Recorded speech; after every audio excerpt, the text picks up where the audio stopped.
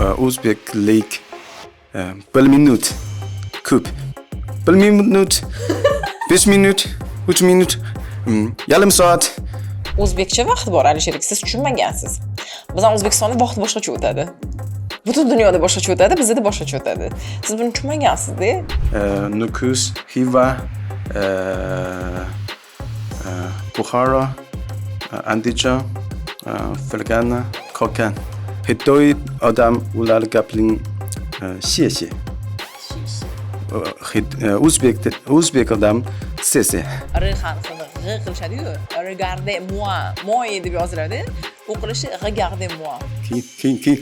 Men aytib qo'yay, xitoy tilini bilmayman. Assalomu alaykum azizlar, sizlar bilan Ibrat kashfiyotlarini navbatdagi podkastda va bugungi podkastimiz mehmoni xitoylik Sin G. Va agar o'zbekcha ismlar bor ekan, shuni aytib o'tsam. Alisher aka, xush kelibsiz. Doktor Alisher. Doktor Alisher, bizda endi hozir savollarimiz ko'p. Shunga o'zbek tilida sekin-sekin javob berib boshlaydilar. Umuman podkastimiz chiqqandan beri juda ham ko'p qiziqarli bir izohlar olyapmiz, xabarlar. Juda ham xursand bo'ldik va bo'lib ham aynan nima desam mumkin, mayli O'zbekiston aholisi bo'lsa boshqa masala, lekin aynan chet ellik mana bu yerda yashayotgan mehmonlarimiz balki ishlashayotgandir, balki o'qishayotgandir, ta'lim olishayotgandir va ularning o'zbek tiliga bo'lgan hurmati, ehtiromi va ular qanday qilib o'zbek tilida bunday chiroyli so'zlasha olishi va albatta bu odamni faqat quvontiradi. Bu faqat bizning fikrimiz, balki bizlarga siz azizlarni yo'llayotgan xabarlaringizda ham shu narsa yozilib o'tilgan. Alisher aka, assalomu alaykum yana bir. Ni hao. Xush kelibsiz. Ni hao. Men aytib qo'yay, xitoy tilini bilmayman. Assalomu alaykum. Ni hao. Xush kelibsiz. Rahmat. Avvalambor vaqt topib kelganingiz uchun katta rahmat. Chunki bilamiz, siz juda ham band odamsiz. Bu yerda universitetlarimizdan, oliy ta'limdagi universitetlarimizdan yana birida dars berar ekansiz iqtisodiyotdan. O'zi savol-javoblarga o'taversak, Alisher aka. Endi an'anaviy savolimiz bor. Podkastimizda har doim mehmonlarimizga beramiz. O'zbekistonga kelganingizga qancha vaqt bo'ldi? Assalomu alaykum. Men Xidoda Alisher. Men O'zbekistonda 10 yildan beri yashayman. 10 yil bo'ldimi? O'zbek bo'lib ketibsiz. Hidoyat Alisher deyapsiz. Alishermi ismingiz yo Hidoyatmi? Yo ikkalasi birdami? Yo'q. Xil. Ham Hidoyat, ham Alishermi? Ha. Tanishganimdan xursandman, Hidoyat aka, Alisher aka. Alisher aka, mana hozir ozgina sizni mehnat faoliyatingiz haqida aytib o'tdim va tinglovchilarga umuman bizni ko'rsatuvni, podkastimizni tomosha qiladigan muxlislarimiz juda ham qiziq bu masala. Qayerda ishlaysiz? Ya'ni mehnat faoliyatingiz haqida o'zingiz gapirib bering. Men Toshkent davlat sharqshunoslik universitetida xitoy tili o'qituvchiman. Xitoy tilidan ya'ni dars berasiz sharqshunoslik universitetida. Qo'yil lekin. Hozir esa doktor Alisher iqtisodiyot fanlari bo'yicha falsafa doktori hisoblanadi va dars beradi. Demak, sharqshunoslikda dars beradigan joylari. Agar ular bilan uchrashmoqchi bo'lsangiz, bemalol universitetga borsangiz bo'ladi. O'sha yerdan topasizlar auditoriyadan. Uchinchi savolimiz. O'zbek tilini umuman qancha vaqt davomida o'rgandingiz? Men dastlab 3 oy ichida tezkor o'rgandim. Keyin ish bilan o'qishni birlashtirdim.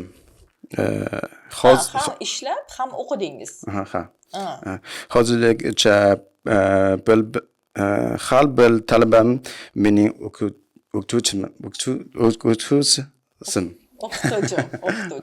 Demak, siz ularga xitoy tilidan dars berasiz, ular esa sizga o'zbek tilini o'rgatishadi. Juda ham yaxshi-da, juda ham yaxshi tandem topsiz. Doktor Alisher, sir emaski, har bitta tilni, ya'ni har bitta millatning tili bor albatta va u tilda o'ziga xos tovushlar bor. Sizga misol uchun mana endi tabiiyki bizni o'zimizni alifboyimiz o'zbek tilida, u biz uchun oson aytaylik. Lekin siz chet eldan keldingiz, mana Xitoydan keldingiz, bu yerda ishlayapsiz, yashayapsiz mana 10 yil davomida. Qaysi tovushlarni chiqarish qiyin bo'ldi sizga talaffuz qilish? O'zbek tilidagi l, o, g tovushlarni Xitoy tilida yo'q. R yo'qmi? L yo'q. O, g yo'q. Yo'q. R yo'q, G yo'q, O, O yo'q. O. O tepada shapkasi bormi? O'sha Yo'q, shunaqa yo'qmi? yo'q. O, Q ham yo'qmi? k Q dumli, K ni o'rtog'i dumi bor. ikki xil yo'q. Yo'q. Shu keyin, juda keyin l, g, o Xitoy tili yo'q. Menimcha juda keyin. O'zbek tilidagi Asosan shundan qiynaldingiz, ya'ni keyin. talaffuz qilishda. keyin, juda keyin. Endi bu umuman olganda normal holat, ya'ni misol uchun men ham Xitoyga borganimda ba'zi bir tovushlarni men ham chiqara olmasligim mumkin. Bu normal holat, ya'ni har bitta davlatda bo'ladi. Misol uchun aytaylik Fransiyada R harfini G qilishadi-yu, regarde moi deb yoziladi, o'qilishi regarde moi. Ya'ni menga qara degani G. Bizda lekin G bor. Mani ismim Aqida, Q bor. Xitoyda o'zbek tilidagi g, x yo'q, hamma yo'q. Shundan qiynaldingiz demak, lekin o'rgandingiz. O'rgandingiz, tushunarli, yaxshi. Alisher aka, sira emas O'zbekistonda endi ko'pchilik yoshlar ham Xitoy tilini o'rgana boshlashdi. Ya'ni bu savdo-iqtisodiy masalalar bo'yicha. Sira emas, ya'ni Xitoydan misol uchun savdo, sanoat, ishlab chiqarishga ko'p narsalar olinadi, import qilinadi, eksport qiladigan joyimiz bor va ya'ni o'zaro bir aloqalarni tiklash uchun bu Xitoy tilini o'rganishyapti. Agar misol uchun Xitoy tilini zo'r gaplashyapti deylik-da, u odam bilan telefonda gaplashyapsiz, aytaylik, misol uchun. Lekin qayerdan qaysi narsani aytsamki so'zlarda yoki harflarni talaffuzida qayerdan bilib olishingiz mumkin, ya'ni ular xitoylik emasligini. Lekin juda zo'r gaplashishadi Xitoy tilida. Lekin nimadir borki, ya'ni o'shani orqasidan bilib qolasizki, ya'ni bu odam xitoylik emas. Ko'plik gapling, Xitoy tili gapling ni hao, xie xie, zaijian. Har xil. Xitoy odam ular gapling xie xie. Xie xie. O'zbek odam xie xie. So har xil. O'shanisidan bilib ola olasiz, ya'ni tushunarli. Hop, keyingi savolga o'tamiz. Men AliExpressdan bir kerakli narsa o'zimga buyurtma qildim. Xitoydan kelishi kerak.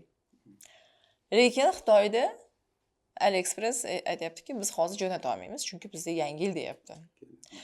Butun dunyoda yangi yil 1-yanvardan boshlanadi, lekin Xitoyda boshqacha ekan. Yangi yilingiz haqida gapirib bering. Yangi yil. Biz yangi yil ismim Bahor Balam. Bahor Balam. Lekin bahor 1-martdan-ku, 17-fevralda yangi yil qilasizlar. Yo'q. Har xil. Biz bahor shu balam bahor boshlanishi. Iyun emas. Iyun bor, fevral bor. Har xil. Har xil yil, har xil. Fevralning 17-sida sizlarda yangi yil boshlanadi. 1 oy bo'ladimi? Yo'q. Chunki 1 oydan keyin buyurtmangiz keladi, deyapti-da AliExpress. Hozir 15 kun. 15 kun. 15 kun. Hozir yangi yil tugadi. Yangi yil balam tugadi. Demak, buyurtmam keladi. Hozir kecha nima? Yesterday rain.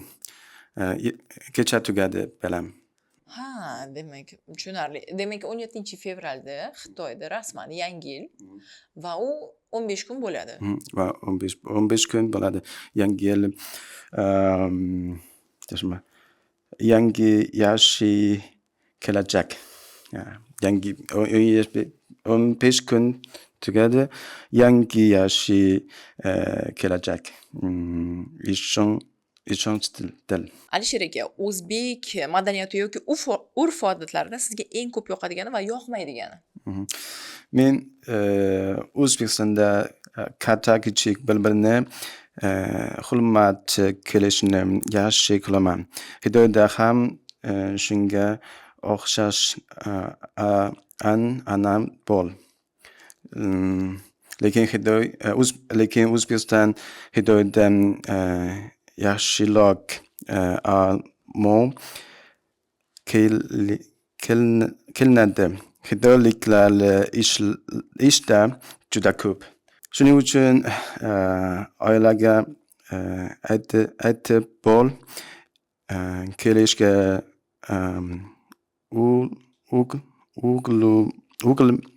Ulgurishmaydi. ulgurmaydi. Asosiy demak, ya'ni Alisher aka aytayaptilarki, umuman O'zbekistonda yoshi kattalar va kichiklar bir-biriga o'zaro hurmatlarisi juda ham tahsinga sazovor. Bu narsa Xitoyda ham bor, lekin bizda ko'proq ishlagani uchun bu narsalarga vaqt qolmaydi, ulgurishmaydi ya'ni deyiladi. Ko'proq vaqti mehnatda o'tar ekan.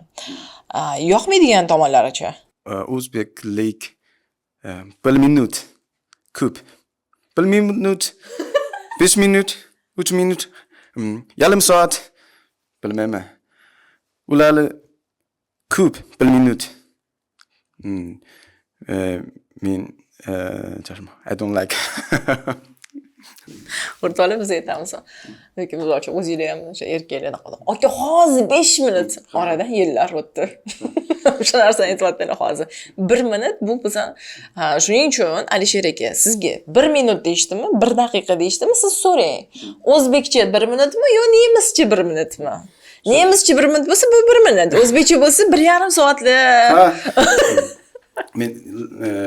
Mening do'stim hozir 1 minut, 5 minut, yarim soat, 1 soat, men bilmayman.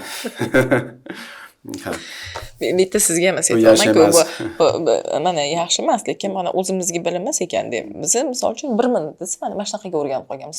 Lekin o'zim ham o'zbekistonlik bo'lib turib, shu yerda endi hammamiz o'zbekistonlikmiz.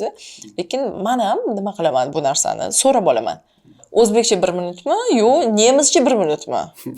O'zbek 1 minut. Nemischa bo'lsa okey deyman. Chunki oldindan bilib olishim kerak-da. Agar menga 1 minut deb turib, misol uchun 1,5 soat, yarim soat, 20 minutda yetadigan bo'lsa, men undan ko'ra boshqa ishlarimni qilib turaman. Menga nima bo'lish kerak? Ya'ni aniq vaqtini aytish kerak. Men shunaqaman. Lekin bizda hamma unaqa emas.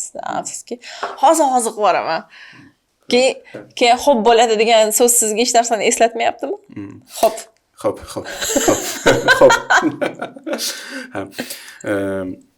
Mening Xitoy do'stim ham yaxshi emas, gapning bu yaxshi emas. 1 minut. Xitoylik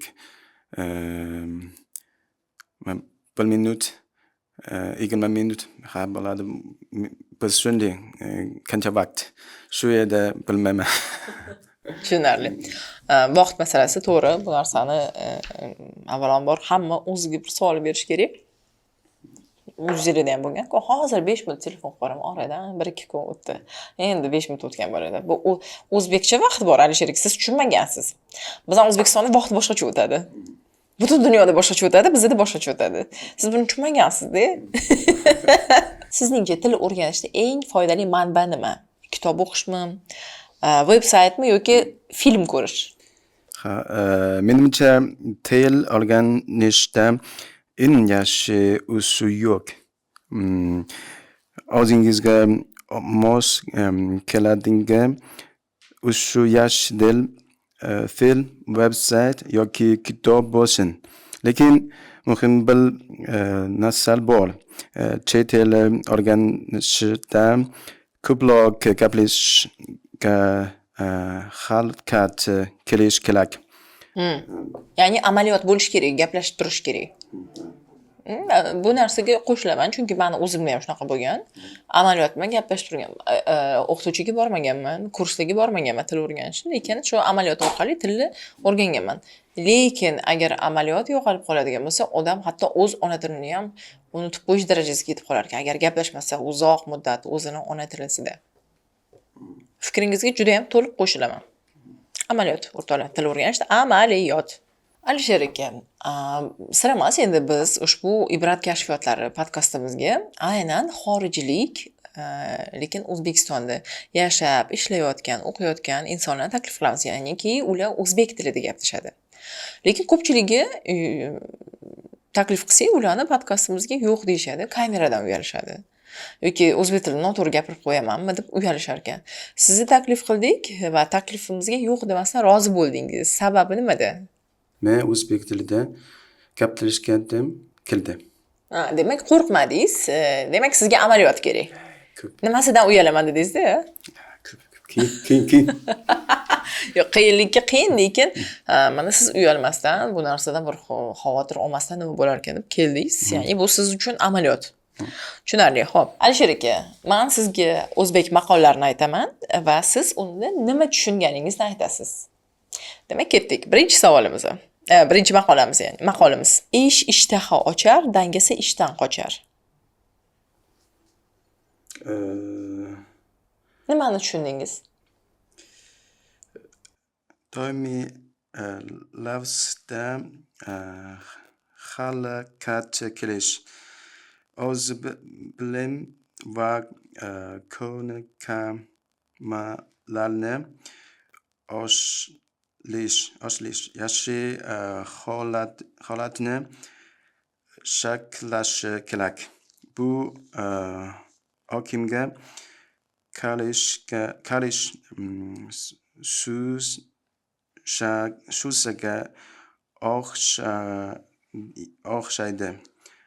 Oldinga kamda tashlamasangiz, orqaga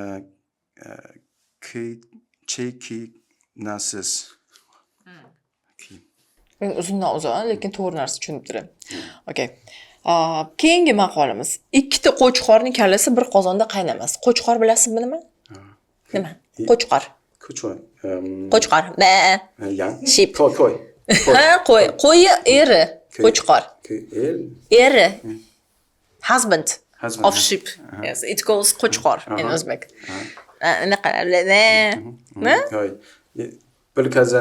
Bir qozonda ikkita qo'chqor kallasi buloq qaynamas ekan. Like Hidoyda bol in one mountain can't have two tiger. Ya'ni bir tog'da ikkita yo'lbars yashamas ekan, yasholmas ekan. Xuddi shunaqa ekan. So means tashkilot ichida ikkita kuchli odam bir vaqtning o'zida bo'lishi mumkin emas. Ya'ni siz ish odami, ishlaydigan odam sifatida aytyapsiz. Ya'ni Alisher aka aytibdilarki, bir tashkilotning ichida ikkita kuchli odam bo'lishi mumkin emas. Ya'ni ikkita xo'jayin bo'lishi mumkin emas bitta tashkilotda o'rtoqlar. Hop, juda to'g'ri tushunibsiz, lekin buni shuningdek 3-chi maqolamiz. Oyning 15i yorug', 15i qorong'u. Nimani tushundingiz? Hayotda yaxshi va yomon kunlar bo'ladi. Hamma narsaga ijobiy va ishonch bilan yordamlashish kerak. Tushunarli, to'g'ri. Hayotda hamma narsa bo'ladi. Ya'ni hamma narsaga bir ishonch bilan, yaxshi bir umid bilan yondashish kerak. Ko'ngil tushirmasdan o'tib ketadi chunki. Alisher aka, oxirgi savolim sizga. Sizdan iltimos, mana o'zbek tilini o'rganmoqchi bo'lganlarga 3 ta muhim maslahatingiz. Mana ko'proq gapling, ko'proq foydalaning, ko'proq mashq qiling. Demak, amaliyot. Ya'niki shunaqa bo'lishi ham mumkinki, agar misol uchun kitobdan o'qib o'rganib yoki filmdan deylik subtitrlar bilan tomosha qilasiz va qaysidir bir xorijiy tilni o'rganasiz. Bu nafaqat o'zbek tiliga tegishli, umuman hamma tillarga tegishli. Lekin uni agar u tilni misol uchun tushunganingiz bilan kim bilandir suhbatlashmasangiz, amaliyot bo'lmasa, uni o'rganib bo'lmaydi. Asosiysi shu, ya'ni amaliyot. Gaplash. Amaliyot, it means in English practice. Practice. Yes, yes, amaliyot.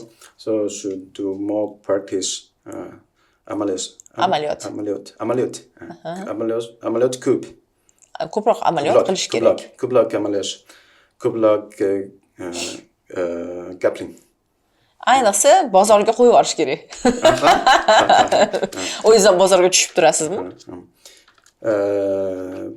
Bozor, supermarket. Yo'q, bozorga tushganmisiz hech O'zbekistonda bozorga? Bozorga nima? Chorsu. Hamma o'zbekcha gapiradi. Ya'ni o'zingiz tushib, bozorda bemalol narx-navosini so'rab, savdolashib ola olasiz narsa. Muammosizmi sizga? Ana asosiy mana praktika o'rtoqlar, amaliyot bozorga tushasizlar. Endi nimasiga qarab, lekin bu haqiqatdan juda yaxshi narsa amaliyot bo'lishi. Alisher aka, avvalambor sizga ajratib shunchalik vaqt topib kelganingiz uchun katta rahmat podkastimizga va podkastimiz mehmoni o'laroq sizga bir ajoyib sovg'a, bu sizga juda ham foydali bo'ladi deb o'ylaymiz. Ibrat Akademiyadan o'zbek tilini o'rganish uchun sizga gold card, ya'ni oltin karta. O'zbek tilini mana shundan bemalol o'rganishingiz mumkin. Ya'ni bu yerda ham 1400 ta vazifalar, 700 dan ziyod so'zlar, 180 dan ziyod nimasi, hammasi yozilgan. Mana shu karta orqali bemalol Ibrat AIdan o'zbek tilini o'rganishingiz mumkin. Bu sizga. Rahmat, katta rahmat. Sog' bo'ling. Yaxshi. Bu hammasi emas. Alisher aka, siz Toshkentdan boshqa viloyatlarimizga ham chiqqanmisiz? Nukus, Xiva, Buxoro, Andijon, Fergana, Kokan. Farg'onada bo'lgansiz. Ha. Farg'onada Rishton degan bir shahar bor. Rishton. Shunaqa Rishtonda mana bunaqa sopol laganligaricha Rishton maktabi deyiladi. Ya'ni kulolchilik maktabi. Mana shu kulolchilik maktabida bu qo'l mehnati hammasi, bironta bir texnika ishlatilmaydi. Bu yerda faqat qo'l mehnati mana shunaqa chiziladi, chiroyli bir san'at asari. Bunda xohlasangiz likopchi sifatida foydalansangiz bo'ladi, xohlasangiz istoringizga biron bir javonga qo'yishingiz bo'ladi. Bu ham bizni Ibrat kashfiyotlaridan, Ibrat farzandlaridan sizga suvenir sifatida sovg'a qilamiz. Marhamat. Rahmat. Yaxshi kayfiyat berib tursin. Yana bir bor Alisher aka, podkastimizga tashrif buyurganingizdan rahmat. Juda ham chiroyli suhbat bo'ldi va o'ylaymizki, bu yog'iga keyingi safar ko'rishganimizda o'zbek tilida shunaqa gaplashasizki, endi bilmay qolamiz, bu aka o'zbekmikin, yo'q xitoylikmikin deb. Hozir men toshkanlik. Siz Toshkent. Yaxshi, xursandmiz. Alisher aka, yana bir bor rahmat. Razmaydi. Sog' bo'ling, ishlaringizga rivoj. Azizlar, demak, bugungi podkastimiz o'z nihoyasiga yetdi va keyingi podkastimizda sizlar bilan yana diydor ko'rishguncha xayr salomat bo'ling deb qolamiz.